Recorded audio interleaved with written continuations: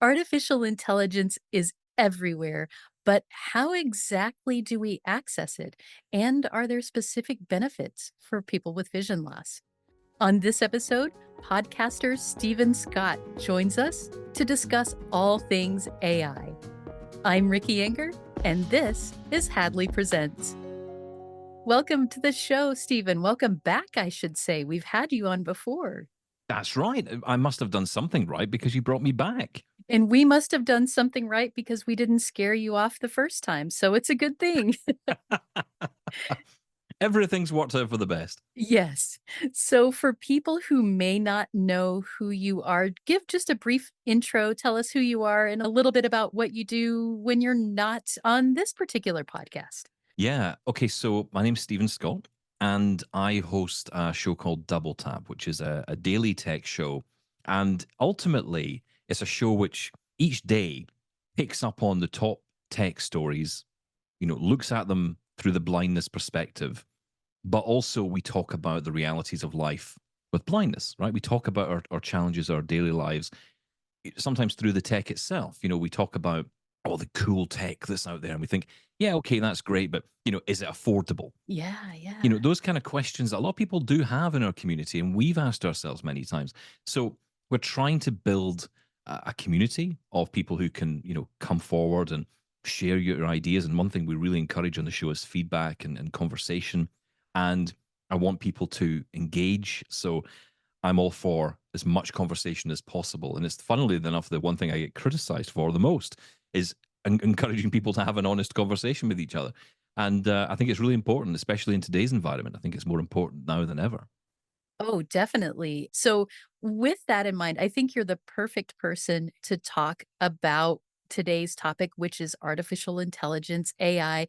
It sounds so fancy and technical. And if you're not a techie person, it can sound a little bit intimidating just saying this phrase, artificial intelligence. Oh, that means, I have to know a lot about computers or whatever, and this is not for me. But I think with our discussion today, we're going to prove that wrong. At least that's my hope. So maybe it would help to start out not by talking about what AI is and how you access it or any of that. We'll get into that in just a bit. But maybe it would help to start with what are we actually doing with AI that didn't seem likely with other tools, say a year ago? Is there something that you're finding that you're using AI for every day? So on our show, we've talked a lot about this topic, and it's a topic which gets a lot of controversy, which our show likes to promote. And Mhm. I put out this idea about alt text. So for those who don't know what that is, ultimately, if you post an image online, for someone who is blind, there is this feature called alt text, and most platforms have the option to add alt text, which means alternative text. It's short for alternative. And ultimately, what it lets you do is it allows you to add a description of the image onto the image itself, so that a blind person will know what it is. So let's say you post it, you go to a coffee shop and you take a picture of a nice cup of coffee that you've just got, and it's maybe got a fancy design of, I don't know, a leaf on it. And you want to post that onto your Instagram or onto your TikTok or whatever, and you post it up there. You can add alt text to say, this is a lovely cup of coffee sitting on a wood table with a beautiful leaf design on the coffee foam itself. And it just gives it just includes the blind person, right? It just says to the blind person, hey, Right, you're right. included, and this is what's going on in this image, rather than what often happens when we as blind people, are using our devices and we, for example, use a screen reader and we swipe past an image and you get the dreaded image, and that's all you hear, and you've Mhm. no idea what it is. And I think it's great that we have alt text, and we've certainly needed it for a long time. But artificial intelligence allows the ability now to almost, the computer can actually see the image itself. And what it can do is it can describe the image for us. So I've been saying on the show, wouldn't it be cool if we stopped pushing people all the time to put alt text everywhere and take time out of their day to do that? And actually, we as blind people use the tools we now have to actually make our own alt text or just get our own image described. And that is one area that I think is really interesting and is kind of growing. And I see more and more of us using it. And the reason I love it is because if someone takes a picture of a beautiful sunrise or something, I can get so much more out of that image because the AI can describe it in much more detail than someone with sight ever would. And on top of that, because it's artificial intelligence, think of it like, a virtual person, then you can ask it questions. You could ask more questions and say, okay, tell me more about that tree you've just talked about. Do you know what kind of tree it is? Are there any animals in the image? And you can query that and get information back. So suddenly that experience becomes much more 3D than even sighted people get. Yes, and the virtual person doesn't get tired of answering those questions No, either. that's right. So, one thing I've noticed that I suspect many of our audience knew already, if you've had sight before, you know the power of getting a picture without any preface, right? So someone's not saying, "Here comes this picture of a tree, and here's why I find it impactful." You have that moment of experiencing it. It used to be with your eyes, and maybe you're not seeing that so well anymore. But I'm able, for example, to get pictures from my friends and they would have described them previously and been happy to, but the difference is that now I can suddenly get a picture from a friend, and she doesn't have to tell me, "This is a funny picture because" I already know that. When the AI says it's a picture of a cat on top of a bookshelf and its front paws are hanging over the bookshelf, clearly, now I know why the picture is funny without having that experience conveyed to me by the person who has sent it along. And so I'm having a lot of fun with getting these pictures just randomly from friends or family and feeling like I can share in that moment of discovery. And then I can share with them, this is the AI description that I just got of this picture. And we end up having a really good conversation about, oh, it saw something that I didn't notice, or the AI description did miss one important aspect, which is this. But regardless, it does open up conversations that I wasn't having before. And there's so many examples of this. I mean, I had a listener get in touch who had an image sent to her in an email form of her as a child on her brother's knee, and her brother was no longer with her. And she had this image of herself. She had never seen it. She has no vision, never had any vision. And she wanted to know about the image. And she had no idea, for example, that she wore a yellow dress in the picture because she was a child. She was very young. So she didn't know anything about this. Right, She right. was able to query that. She was able to find out about what she was wearing, what the background was like, what the environment around in the image was like. And it was just amazing the detail she got. Now, I'm not against alt text. I'm not against people taking their time to write. This is a cup of coffee with the design of whatever it is, the leaf on the cup. But the point is, we can get so much more information from tools available to us through artificial intelligence. So that virtual person approach gives us the access and gives us, I think, more importantly, autonomy in all this, some control in this. So it's not just a case of we're being fed information. We can actually control that information. We can ask questions. We can gauge the information we want to know, like what kind of dress is it in that picture? What kind of hat was I wearing? What color are my eyes? There's probably loads of questions blind people have about themselves that they've never really thought to have answered. And they can get that information now. As blind people, we can often feel like a burden. We can often feel like a burden on other people. And some of us just accept that and we just do it. And some of us shy away from a lot of social environments for that reason. And, certainly for asking questions. When I go to a restaurant, I hate asking the waiter or waitress to read the menu. So I can use artificial intelligence to scan that menu and actually query that image. In the same way I can query the image of the cup of coffee, I can query a menu to say, tell me about the dishes on here that have chicken in them, or tell me about the desserts. That stuff matters. Yes, this is such a great example, especially if you're new to this and you're already struggling with how do I do the things I used to do without being a burden on my family or my friends? And then here we are at the restaurant. And I had a family member every time we would go out to a restaurant and I would say, okay, well, what do they have? Oh, well, it's pretty standard fare. What does that even mean? I have nothing to go on, so not even reading the mains or the categories.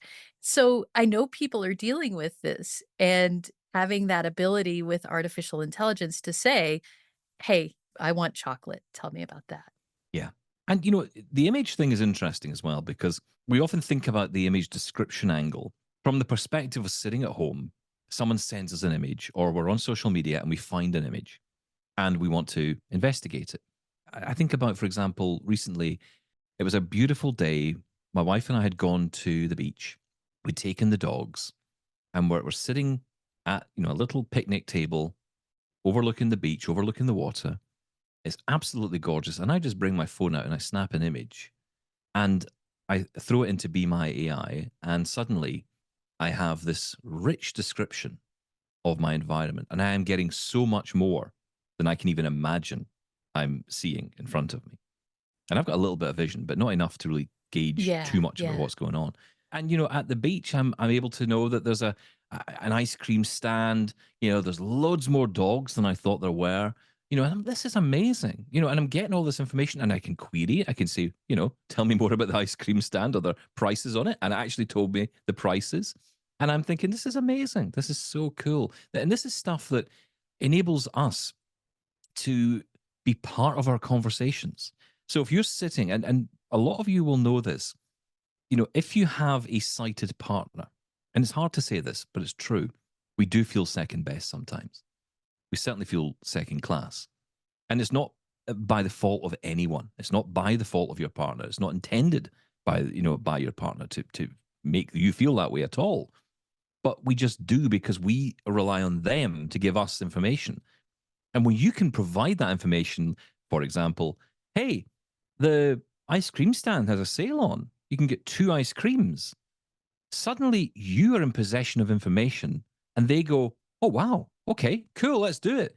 And suddenly you're part of the conversation. You're no longer just picking up the information as you go or listening intently because the other part of being blind, as we know, is it's incredibly overloading on our senses, on our remaining senses, because everything is active. Even though our vision is, people often say our hearing is better because we're blind. No, it's because we are listening harder. We're using the sense, Mhm. and we're using our sense of touch and our sense of smell, and we use all of that combined to navigate, to get our way around. We're using three senses just to accommodate one. So it is overloading. And if we can use tools, we can use technology, and if artificial intelligence can just help a little bit in amongst all that and actually make us enjoy our environments, what's not to love? Absolutely, and I think just to sum it all up, it's really for me anyway, AI is giving me access to things I didn't know I didn't know.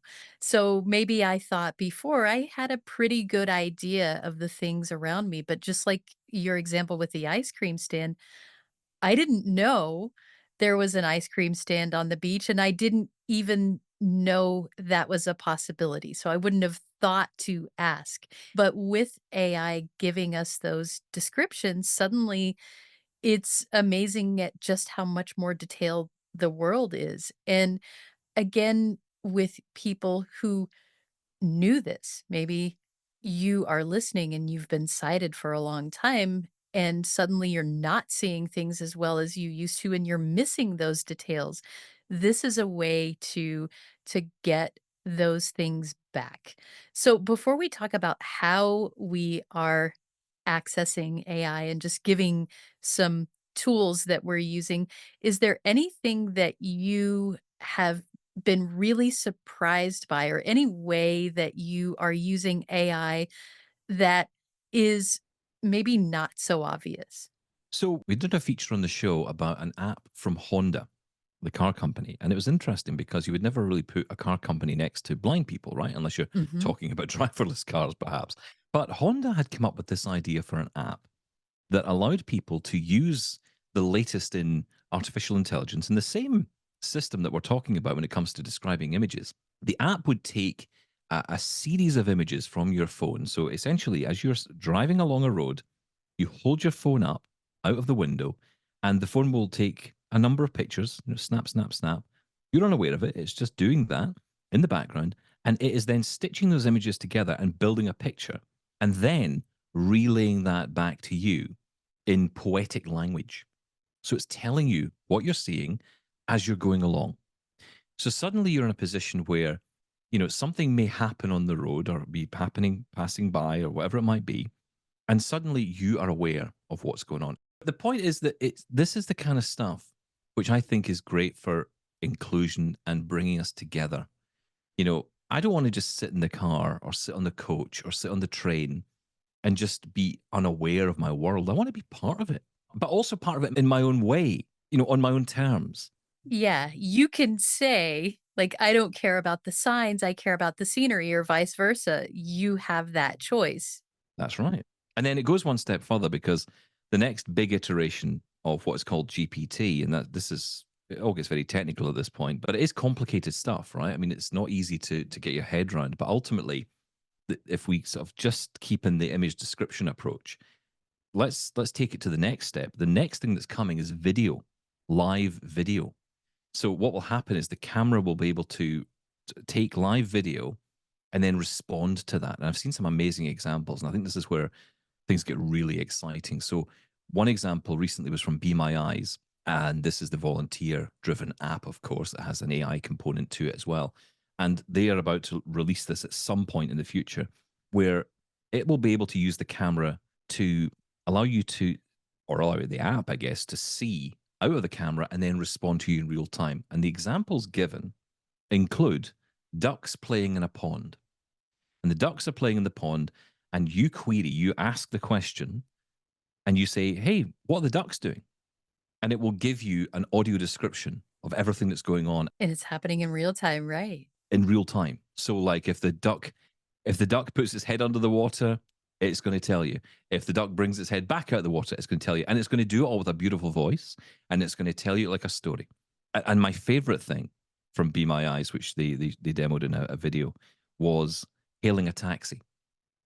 So the guy in the video, his name's Andy. He is in London, England, and he puts his hand out for one of the traditional black London cabs, and he is asking the app, "Where is the next taxi?" Now the taxis are, evident to people with their yellow lights, which of course we can't see, Mhm. and the app is able to say, "Oh, there's a taxi coming. Put your hand out," and the taxi's approaching you. The door is ahead of you. And the guy who had a guide dog opens the door of the taxi, gets in, and the camera must have somehow been pointing at the ground because his guide dog would have gone in front of the camera essentially. And you hear the voice saying, "Oh, beautiful dog." Yes, I love that, and we'll have a link to that video in the show notes because it's such a great example of what is coming, and that's the act of hailing a taxi. What a great practical example of how AI can be useful.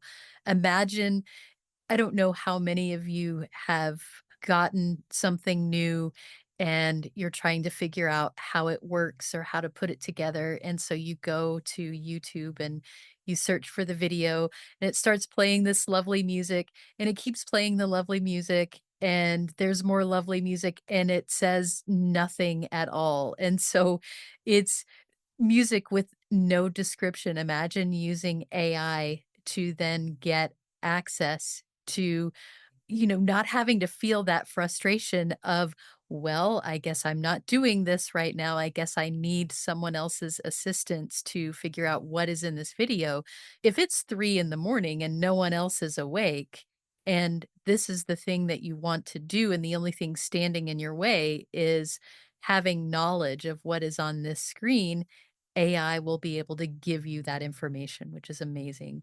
And, I just want to say as well, I know that when we talk about artificial intelligence in a professional capacity for workplace, we often talk about it in the sense of summarizing an email. So, or perhaps even composing an email. So, it can be really useful if you are someone who struggles to write down thoughts, to, compile it. I must admit, I am bad at this. I am really bad at trying to write emails. And being able to use AI to take what I've written, which is very rough notes, and say, can you turn this into something legible, kind, Yes. presentable, with good grammar and and good spelling? And that really mattered. And especially the spelling and the grammar, because look, I have to be honest, since losing more vision, I really am nervous when I'm sending a professional email these days because I'm often thinking, is this right? And Yeah. I'll Yeah. sometimes send it to a friend first, and they'll say, "Yeah, your grammar was a bit off, or you missed a few capital letters." And I'm thinking, "Really? I'm sure I got all that right." And you spend so much time going through things and letter by letter and character by character, using braille or using speech or whatever it might be, and being able to throw this to essentially the virtual person again and say, "Can you check this? And can you rewrite it if necessary? Or can you correct my grammar and spelling?" And then it sends it back to you and says, "Here you go." And it just gives you confidence in what you're doing. And again, we're doing this without being a burden on anyone else. It's great. Yeah, it's a beautiful, beautiful thing. So, not everything is perfect, and we are going to talk about some things to watch out for with AI. But before we jump into that, why don't you give just maybe two or three examples of tools that you're using? I have a couple of things in mind as well, but what AI tools are you using? Are you primarily doing this from your phone or a wearable or both? And what apps? So I guess it's three for me, which is Be My Eyes or Be My AI through Be My Eyes, which is an app, is Mhm. definitely one I use a lot. It's also available as a Windows desktop app as Yes. well now, which is really useful Yep. and it allows you to take screenshots and query and do all the things we've talked about. In terms of wearables, I'm using my Meta Ray-Ban glasses. Now, I've had mixed responses with this because in the UK, we actually don't have official access to the AI component of these glasses. So we have limited assistant functionality. But if you're in the States, you will get full access to it because it's open there. And I believe in Canada as well. So you can get what's called Meta AI. Now, it's a little bit limited. It's not perfect, but it can do things like look and describe. So you can query what's in front of you. And I'll give you an example. Recently, we were on a cruise and we were standing on the outside, just looking out at the water, and there were two cruise ships ahead of us. And I wondered, where these ships are coming in from. And so I asked my Meta Ray-Ban glasses, okay, can you describe the scene for me? And it explains that, here we are at this dock and there are two cruise ships. And that's all it said. And I thought, okay. And then I was, again, able to query it and say, can you tell me where the cruise ships are from? And it was able to tell me that one was from Norway and one was from a Holland America ship.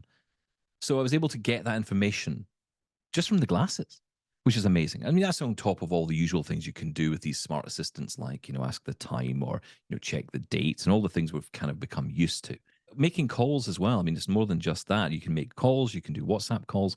Hey, you can even connect to an IRA agent if you have an IRA account, which allows you access to visual interpreters. So there's lots of cool things that they do. I think the other thing and it's kind of surprised me a little bit because I didn't expect much from it, weirdly, and that was Microsoft Copilot. So it's now Microsoft Copilot is part of Windows 11. So if you have Windows 11 on a computer, you may have heard that as you've been navigating around, or maybe someone's been talking to you about your computer. And certainly if you've been following anything in the tech press recently, you'll have heard Copilot. And ultimately, what it is it's exactly as it says. It's the assistant built into Windows 11. In my day, it was called Clippy. Today, it's called Copilot. Essentially, it is quite good because it's very easy to navigate with a computer screen reader. And I can ask questions, I can submit images to it. I mean, again, a lot of the things we've talked about. But again, it's often I call it many doors to the same room. Ultimately, the tool you're essentially using is the same one, but we're just using different devices and different ways to access it and query it. but it's essentially the same place. Right. Exactly. Go figure. My tools are very similar to yours. I do have the Meta glasses, and I also had purchased the Envision glasses well before this, and those have AI on them as well.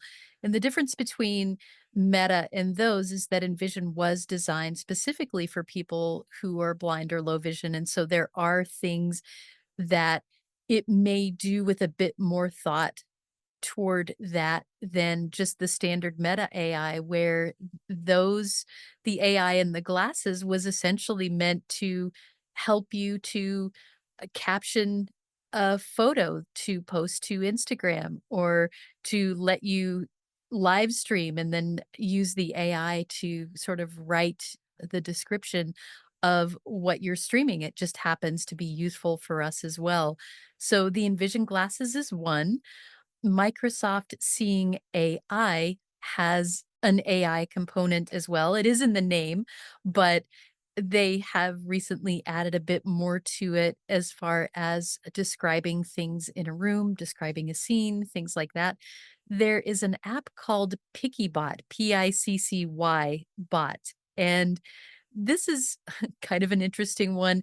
It's a blend of an AI personality. So they all have their own voices and they're using certain phrases to make the description a bit more poetic or a bit more bubbly or what have you. And you can describe a photo or a video. So PickyBot is one.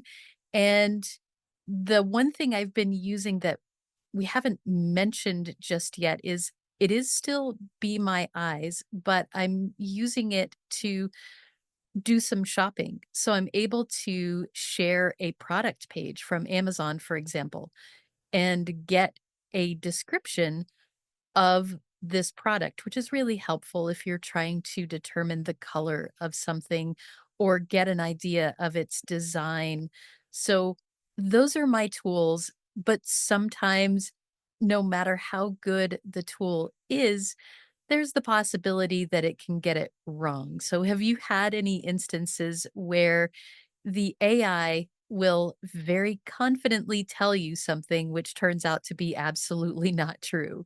Yes, and it was very disappointing, Ricky. I'll tell you, this was a disappointing day for me because I had my heart set on something from a menu, which I had used AI to essentially scan and then give me information about. I asked it to read through the desserts, and it told me about cheesecake. That's what I want. I want traditional cheesecake.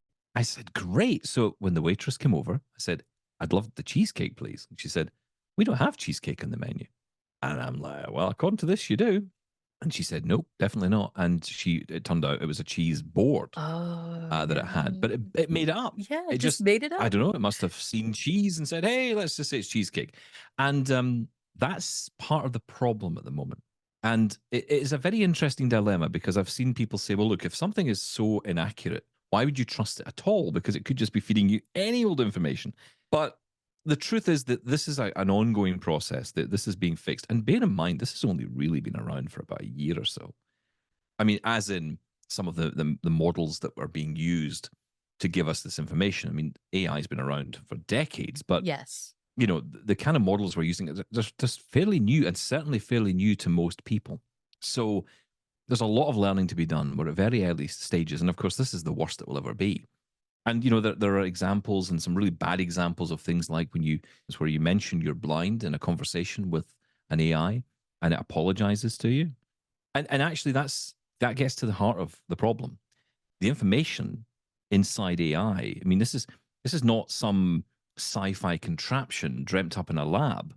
This is information that people have created and put on the internet being soaked up by these systems, these what they call large language models, which are essentially huge brains that are constantly just reading every single page of the internet.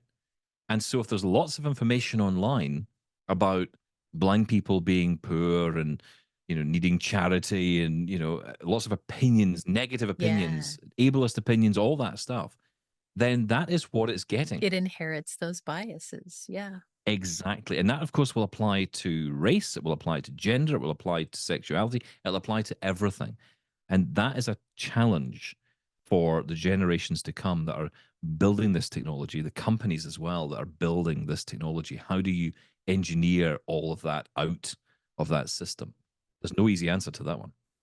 And what you said was so spot on about, why would you trust it if it's going to get things wrong some of the time? I think that's an important conversation to have because it can get things wrong. But having said that, it can get things right as well. And maybe the takeaway is that yes, AI can sometimes get things wrong, but if you have some other method of verifying the information that you've gotten when it's important, then this is a useful tool. Like I was going through products in my cabinet and one of them said it was facial lotion, and it very much was not, and I could tell by the smell of it, this is actually a cleaning chemical, and I wouldn't wanna put it on my face, but the point is that I got the AI to tell me something, and then I used some other things that I know to verify that before I put it on my face. So AI is not the answer to everything, at least I don't think so just yet, but it is an incredible tool to put in the toolbox alongside other things that we're already doing. I often tell my co-host Sean when we talk about these issues or we talk about these challenges, he will say, "Oh, we can't use this app because it's not perfect yet, and we can't use this because it's not." And I'm often saying to him, when an app comes out or a piece of hardware comes out, no one's suggesting that you empty your home of every other gadget and gizmo you have, or if it's an app, delete every other app on your phone and only use this one. It is exactly what you've said. It is a tool in the toolbox. Now, the great thing, if you're looking to dip your toe into the world of artificial intelligence, you're a little bit nervous about it and you're concerned about things like misinformation or getting things wrong, this is where tools like Be My Eyes and Ira Access AI are really good. Now, these are free services. Ira Access AI is free, as is Be My AI. The great thing is that you can upload an image through Be My AI and you can have it queried.